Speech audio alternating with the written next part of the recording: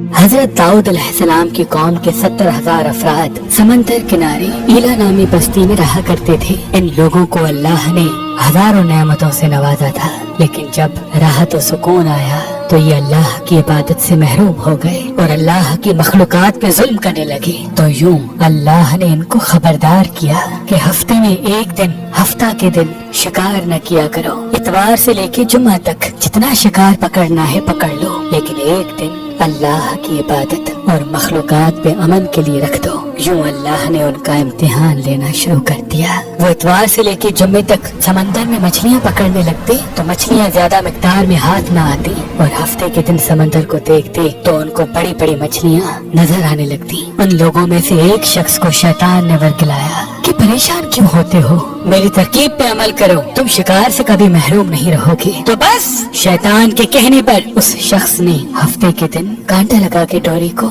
समंदर में डाल दिया ताकि मछली फंसे, और शैतान ने कहा इस मछली को तुम इतवार के दिन निकालना, और यूं हफ्ते की हुर्मत भी बाकी रहेगी और तुम्हारा शिकार भी हो जाएगा।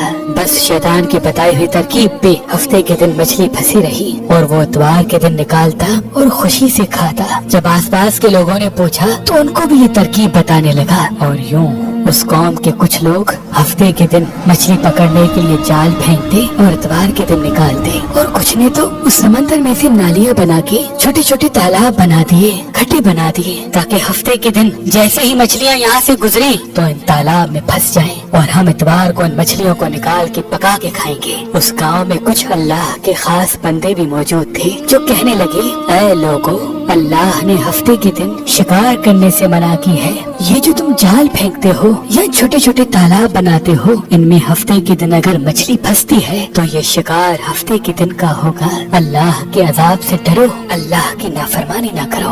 वो लोग उन लोगों का मजाक उड़ाने लगे कि हमारी जो मर्जी होगी हम वो करेंगे। अब उन बस्ती में 3 ग्रोह बन गए। एक इन 70,000 में वो लोग थे जो उन नाफरमान लोगों की बार बार इस्लाह करते, दूसरे वो जो उन लोगों से नफरत करते और खामोशी इख्तियार किए हुए थे, और तीसरे वो जो गुमराह होकर अल्लाह की नाफरमानी कर रहे थे। तो यूं नेक बंदों ने उस बस्ती के बीच में से दीवार को खड़ा कर दिया और ये हुक्म नाफिज किया कि अल्लाह की नाफरमानी करने वाले उस तरफ हो जाएं और हम जो अल्लाह के फरमाबरदार हैं वो इस तरफ रहेंगे। वो सालेह लोग बार बार उनसे कहते रहे, ऐ लोगो, अल्लाह से डरो, कौमे समूद, कौमे लूत का जो हश्र हुआ उसको याद करो, अल्लाह की नाफरमानी न करो वरना तुम पे भी कोई अज़ाब आएगा। वो सारे नाफरमान जिनकी तादाद तकरीबन 12,000 थी, सब हंसते रहे कि ये तो सब किताबी बातें हैं, हम पे कोई अज़ाब नहीं आएगा। बस जैसे ही वो गिरोह 2 हिस्सों में तकसीम हो गया,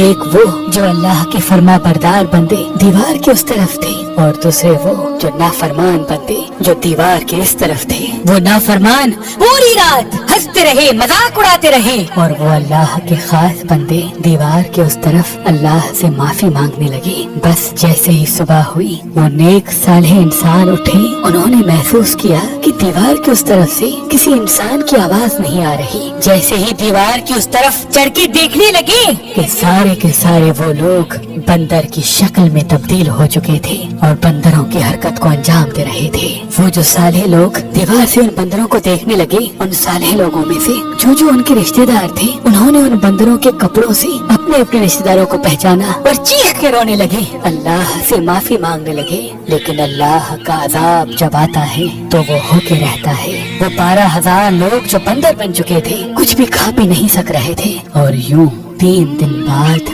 वो इस अजाब में आकर फिन्नार हो गए। बेशक अल्लाह उन बंदों को पसंद नहीं करता जो अल्लाह की नाफरमानी करते हैं। ऐ अल्लाह, हम सबको अपना फरमा बरदार बंदा बना, हमको वैसा बना जैसा तू हमें देखना चाहता है। आमीन सुम आमीन।